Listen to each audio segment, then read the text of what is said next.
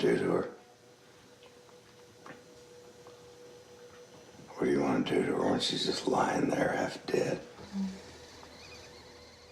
Wast, Mild and Lovely is a sort of like an Appalachian murder ballad, which I think murder ballads are kind of like beautiful and magical and poetic, and then romantic and sensual, and then violent and dark. So that's a bit what the movie's like. It's the story of Aiken, who's played by Joe Swanberg. He arrives at a farm to work as a hired hand and sort of like realizes that the people he's working for are a little bit maybe unhinged or just very isolated from society. So the daughter of the father who owns the farm kind of like works to seduce, manipulate, and control him until he's sort of backed into a corner in his own life. This script I wrote, I was reading East of Eden, the Steinbeck novel, which is like, I think it's one of the best books ever read. I mean, ever written. Definitely the best book I ever read. He wrote, it's a story of like kind of a, basically sort of like, it's multi-generational, but it starts out with like some brothers and then moves into this story kind of a woman who's very, very evil.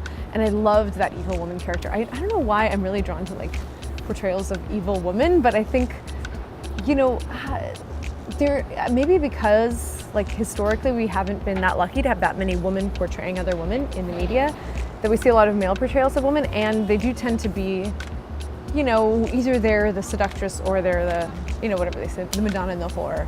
And so to see like a little bit more complicated versions of what makes a woman possessive or manipulative or powerful, I really love how Steinbeck goes with this woman. That woman in his book actually is kind of pure evil. And then in my film, I use that idea of like a female character who has a lot of power inside of her sensuality.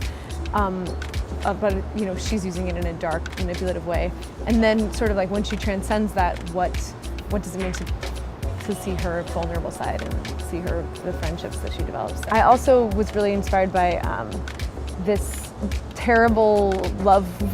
I mean, it was amazing. I was deeply in love, and that, you know, I feel like when you're in love, hate is like right there. So there was a lot of boiling emotions inside of that romance. So that was going on, and I was doing also this book, The Artist's Way, which is a really incredible workshop that you do. You write 3 pages a day, and it really gets you to like flush out your sort of like most visceral feelings about the world. And so this script came out of a short story I was writing during that workshop.